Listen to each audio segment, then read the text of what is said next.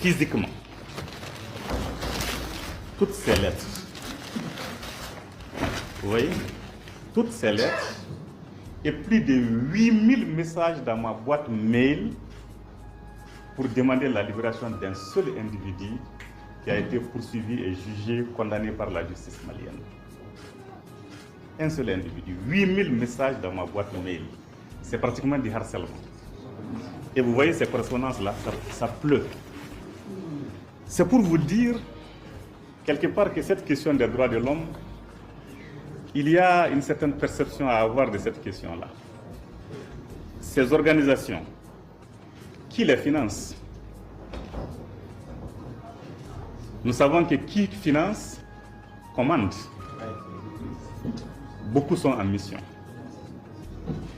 Un individu qui est poursuivi pour des actes qu'il a posés, qui est jugé par la justice souveraine du Mali, et on inonde ma boîte de messages mail, ma boîte aux lettres, pour demander de libérer cet individu, de faire annuler les condamnations illégales, illégitimes, avec tous les qualificatifs péjoratifs que vous pouvez imaginer.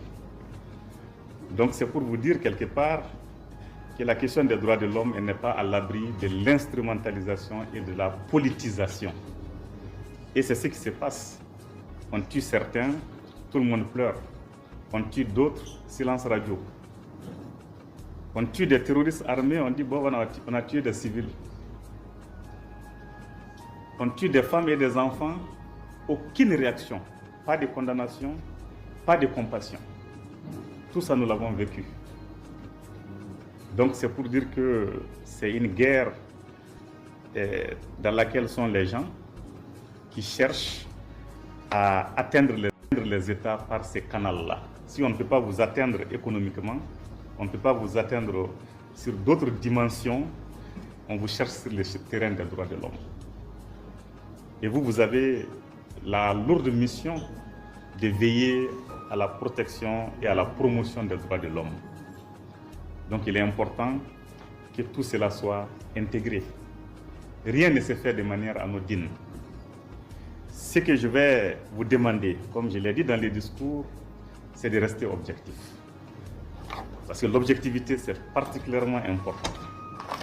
Sinon, vous avez vu récemment, à la veille de notre passage au Conseil des droits de l'homme à Genève, on fait des publications pour dire, voilà, il y a eu des massacres d'une dizaine de personnes et que c'est l'armée malienne. Or, il n'y a pas eu d'enquête, il n'y a pas eu d'éléments de preuve et l'armée n'est même pas en opération dans la zone.